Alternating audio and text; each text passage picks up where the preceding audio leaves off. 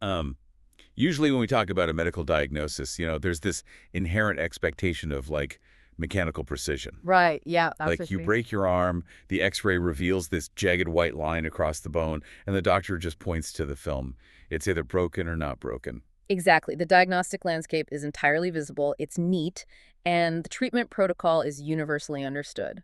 And, I mean, that kind of diagnostic clarity provides a tremendous sense of psychological safety. Mm. We're deeply comforted by things that can be localized and just treated with a standard procedure. Oh, totally. But the moment you step into the world of acute mental stress or, sudden panic, that x-ray machine just shatters completely. It really does. You're Yeah. suddenly forced to navigate a landscape that is just entirely murky. When you're in the middle of a massive stress spike, when reality feels like it's actively caving in on you, you can't just slap a plaster cast on your mind. No, you can't. And that reality makes a lot of people incredibly uncomfortable. I mean, we've been conditioned by this multi-billion-dollar wellness industry to believe there's a foolproof manual for mental equilibrium. Right, like, if you feel bad, apply the designated wellness tool and you're supposed to feel better. But today, we're doing a deep dive into source material that actively dismantles those standard procedures. Which is fascinating, really. It is. We're looking at a framework from Osman. He's an entrepreneur, a yoga and meditation teacher, and this master-level bioenergy healer. You probably know him from his channel, The Blind Muslim Yogi. Yes. And his background is crucial context for what we're talking about today. Extremely. Osman has been practicing these disciplines for 50 years. He actually attained his first samadhi experience at the age of 19. Which is incredibly rare. Yeah, and he's undergone rigorous practice regimens, sometimes up to 18 hours a day in the past. Even now, he practices a minimum of 8 to 10 hours a day. Just sharpening the sword, as he puts it. Exactly. And there's a really important physical detail we have to mention. Osman became permanently blind recently, in May of 2023. Right, and that's a vital piece of context for the listener, because if you watch his videos, you might notice how vividly and accurately he describes the visual world. Yeah, he specifically points out that the only reason he can describe visual things so perfectly is because he had his eyesight as a normal person for his entire life, right up until May 2023. He's drawing on decades of lived visual memory and combining that with his incredibly specialized background in energetic healing. And his healing work is intense. He operates on a quantum level, Yeah. using telepathic healing capabilities and principles of quantum entanglement. He actually specializes in critical care, recovery, and even terminal illnesses. Wow. And because of that high success rate over 50 years and the intensive one-on-one nature of the work, his private consultation fees are not inexpensive. They're a premium service. Right. But, and this is the core of his mission, he wants to simplify these complex ancient protocols for everyday people. He wants to revive these lost sciences to help with health, peace of mind, relationships, everything. So he offers a ton of this information completely for free on his YouTube channel. He does. In fact, he offers a free 5-minute yoga and meditation program that you can download directly from his website, which is yogawellness786.com. Definitely check that out. Yeah, go to yogawellness786.com. He does have a Patreon for daily live videos and consultations, but he doesn't withhold the core information. It's all on his free YouTube channel. Oh, and quick note, if you've heard about a $5 anxiety fix in the past, that promotion is over, so don't look for that. Good to clarify. Also, we really need to establish the boundaries here before we get into his emergency framework. Yes, the disclaimer. Osman is incredibly explicit about this. The natural methods he discusses are complementary. They are not replacements for professional, licensed medical treatment. Right, if you have a serious medical condition, you absolutely must seek out professional medical care. What he offers is meant to enhance what might be lacking elsewhere, not replace the doctors. Exactly. It's a psychological tourniquet for acute moments of crisis. Okay, let's unpack this. The word tourniquet frames this perfectly. The core paradox Osman presents is all about acute triage. And coming from a guy with 50 years of meditation experience, it's wild. He says when you are hit with intense, overwhelming stress, the default advice like sitting down to meditate actually completely fails. Which goes against everything we hear. Yeah. I mean, the cultural narrative positions meditation as a universal cure-all. You're supposed to pick it up specifically because you are stressed. Yeah, but Osman points out this massive physiological mismatch that happens in your brain during a crisis. It reminds me of an electrical grid. How so? Well, if your house gets hit by a massive power surge from lightning, you don't use that exact moment to delicately calibrate like a super fragile piece of vintage audio equipment. Right, the system is totally overloaded. Exactly. You try to run delicate machinery during a power surge, you're just going to blow the circuits. You have to decelerate first. That analogy aligns perfectly with the neurobiology. To understand why meditation fails, then, you have to look at what the brain needs for focused attention. Meditation requires the prefrontal cortex, the logical, forward-thinking part, to maintain control. But during a sudden crisis, the prefrontal cortex is basically locked in the trunk. Precisely. The amygdala, your threat detection center, hijacks everything. It triggers the sympathetic nervous system, floods you with cortisol and adrenaline, your heart rate spikes, and, crucially, blood flow is literally diverted away from the prefrontal cortex and sent to your limbs. Because your body thinks you need to physically fight a tiger. Yeah. So you're attempting this delicate, high-level cognitive task using a brain region that's being starved of blood and oxygen. It's impossible. And, Well, we see this debated in the podcast space all the time. Like, if you listen to the Huberman Lab podcast with Andrew Huberman, oh, sure. like he had Dr. Robert Sapolsky on, right? Right. Talking deep about the biology of stress. Incredible episode. Yeah, and they talk about how the body physically changes. Or Huberman's episode with Dr. Paul Conti about trauma. Or even his deep dive with Sam Harris on meditation protocols. Huberman focuses so much on these physiological tools, like non-sleep deep rest. Right, but what Osman is saying is that in the absolute peak of the surge, even those protocols might be too complex to initiate if your brain is utterly hijacked. Exactly. You lack the biological prerequisites. Osman notes you need a baseline of calm to meditate. Forcing stillness when your nervous system is screaming creates immense cognitive dissonance. And that usually results in secondary panic. 100%. You sit there, heart pounding, failing to achieve this mandated Zen state, and you start judging yourself. You think, I am fundamentally broken. The failure becomes a brand new threat for the amygdala. Right. And this brings us to his absolute #1 rule when the stress hits. Do not remain in the isolation of your own mental world. This is huge. The trap of isolation is where acute stress turns into chronic trauma. He uses a specific phrase. He says, if you let your mind stay isolated, it will dig a hole so deep that you're not going to be able to come out of it. And biologically, that's the negativity bias at work. Our brains prioritize negative information for survival. When you're stressed and isolated, you deprive the brain of external reality checks. So the brain just starts generating its own terrifying data. Yes, it creates a closed rumination loop. The amygdala demands you analyze every catastrophic outcome. And because you're alone, the brain projects those nightmares, experiences them as immediate threats, and feeds that panic right back into the nervous system. You become an echo chamber. You're the architect and the audience of your own panic. And Stephen Bartlett talks about this kind of mental loop on The Diary of a CEO. Oh, yeah.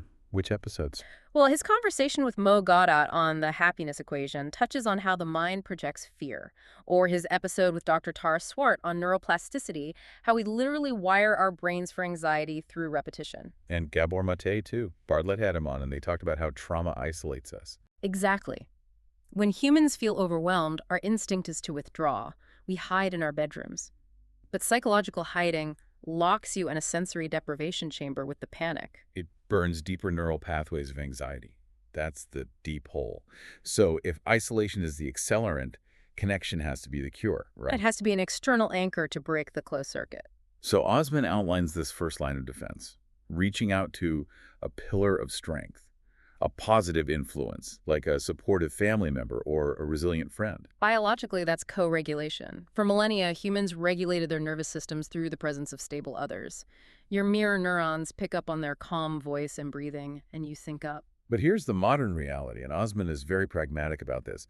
A lot of people today don't have that single substantive relationship. It's true. The epidemic of loneliness means the pillar of strength just doesn't exist for a huge percentage of people. And even if you do have one, there's what I call the 2.0 a.m. problem. Oh, right. The timing is always terrible. Panic attacks don't happen on a lazy Saturday afternoon. They happen at 2.0 a.m. And you look at the clock and think, I can't wake up my partner. They have a huge meeting. The social contract prevents you from reaching out. Yeah.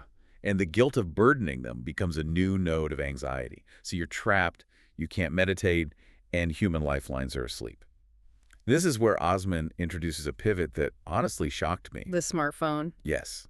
He says your smartphone can actually be your closest friend and a window to a greater world in that moment. Which is a radical reframe. He's shifting it from an algorithmic trap to an immediate triage tool. But wait, I have to play devil's advocate here. Aren't we constantly told to put screens away? Constantly. Like Joe Rogan talks about this all the time on the Joe Rogan Experience. Oh, yeah.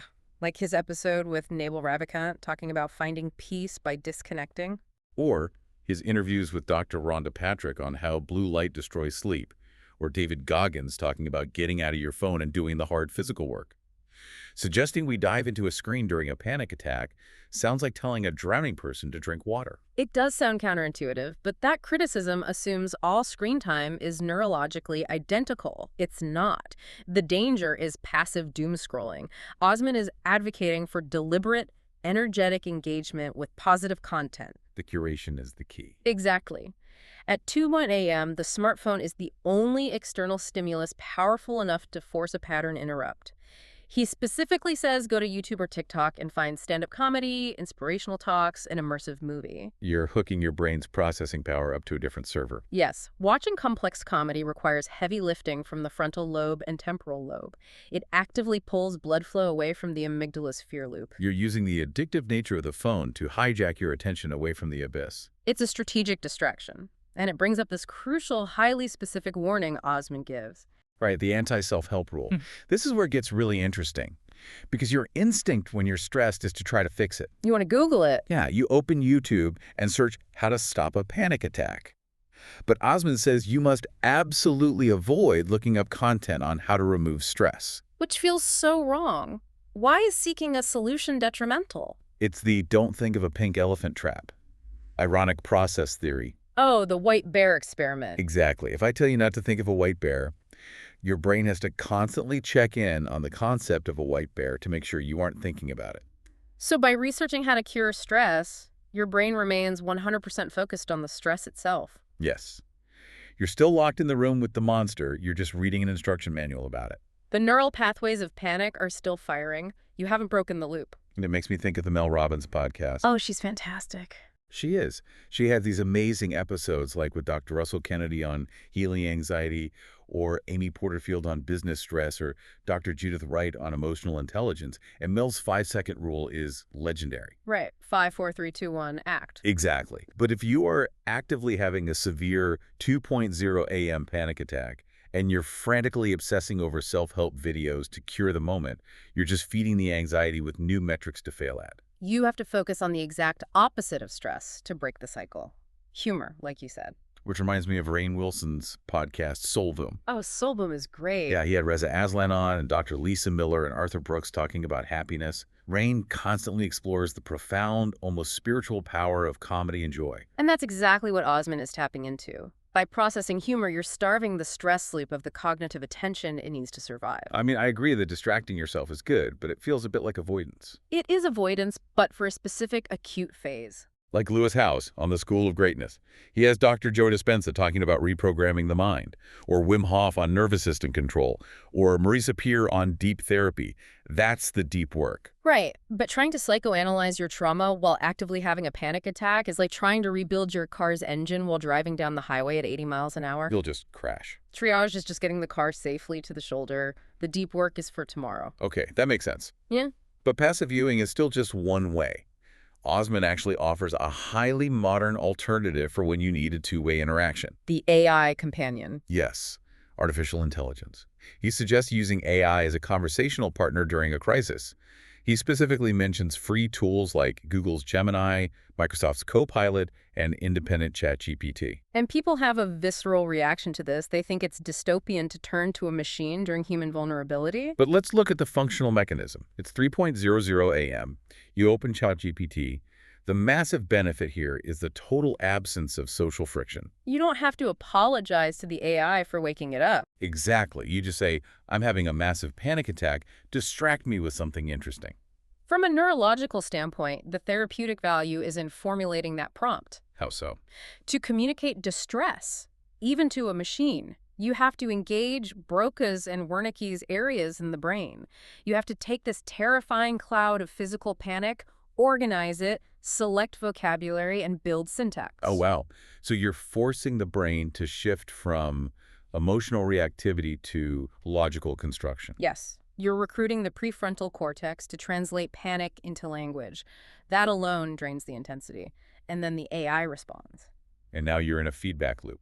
You're reading, comprehending. Right, you ask it to explain the Byzantine Empire or write a funny story. Your brain is parsing an external narrative. You're using the interface to trick your brain into active social engagement. It provides the cognitive redirection of a conversation without the interpersonal complications. You know, there's a podcast called The Ranveer Show, hosted by Beer Biceps Ranveer Alabadi. Oh, the massive Indian podcast? Yeah. He often bridges ancient spirituality with futuristic concepts. Like, he'll have Sadhguru on to talk about inner engineering, or Luke Coutinho on lifestyle, or Gaur Gopal Das. And they often discuss how technology is just a tool for the mind. That's exactly how Osman views it. It's completely devoid of romanticism. He says, I believe in finding a solution and taking your mind away from that which is toxic for you. He's not saying the AI has a soul. He's using it as an extraction tool. It's a rope dropped into the hole to pull you up. Okay, so what does this all mean? Why the intense urgency? Why not just have a bad night and wait for the sun to come up? Because the consequences aren't confined to the mind. The stakes transition to physical, biological survival. And Osman shares this striking statistic. He says science has proven that 70 to 80% of illnesses have some source in stress or are psychological in nature. That's staggering, but it aligns perfectly with psychoneuroimmunology. We treat stress like it's a ghost. It's all in your head. But the barrier between mind and body is an illusion. Every emotion is a biological event. The cortisol and adrenaline from the amygdala hijack are highly toxic if not resolved. It's meant for a sprint, not a marathon. Exactly. You run from the tiger, you survive, the hormones dissipate. But the 2.0 a.m. panic attack about your finances, the tiger never leaves the room. So you're perpetually marinating in cortisol. Which suppresses the immune system, triggers inflammation, and elevates blood pressure. It's called allostatic load. And this mind-body connection is something the greatest teachers have talked about forever. Oh, definitely. Think about Tony Robbins or Deepak Chopra. They've built their lives on explaining how psychology dictates physiology. Or look at the ancient masters Osman studied. Right. Swami Sivananda from the Divine Life Society or Paramahansa Yogananda. If you read Autobiography of a Yogi, the sheer biological control they describe is mind-blowing. Or figures like Vivekananda and Ramakrishna. Exactly. Or even if you look at the Buddha at the Gas Pump podcast with Rick Archer. That's a deep one. It is. Rick Archer had Dr. Bonnie Greenwell on, talking about Kundalini awakenings and how intense spiritual or energetic shifts can literally overload the physical nervous system, or his episodes with Adyashanti or Rupert Spira. The consensus is always that the mind profoundly alters the physical body. Even Gopi Krishna wrote extensively about this biological mechanism. And Osman is drawing a straight line from that ancient understanding to modern illness. He's saying stress weakens the infrastructure, allowing latent diseases to take root. So letting your mind dig that dark hole isn't just losing sleep, it's the onset of physical illness. It's an active physiological attack on your internal organs. You wouldn't sit passively while bleeding. You shouldn't sit passively while your mind degrades your cellular resilience. Which explains Osman's ultimate takeaway. You have to get into the habit of communicating with positive influences immediately when toxicity strikes. Habituation is everything. In a crisis, you default to your lowest level of training. If your habit is to isolate, that's what you'll do. You have to train the reflex to pull the emergency brake. Call a friend, watch comedy, talk to an AI. The speed of the intervention dictates the depth of the hole. That is so powerful. As we synthesize this deep dive, I want to remind you to check out Osman's website, yogawellness76.com. He brings this intense 50-year background to these very modern, everyday challenges. Download the free 5-minute program, look into his YouTube channel, or check out his Patreon for the paid live lessons and consultations. It's a rare chance to learn from someone who has pushed the absolute limits of these practices. Yeah, from realizing you can't meditate your way out of a panic attack, to weaponizing your smartphone as a distraction, avoiding the self-help trap, and using AI to break the isolation, it's a totally new paradigm. And it leaves us with a provocative thought to ponder. Let's hear it.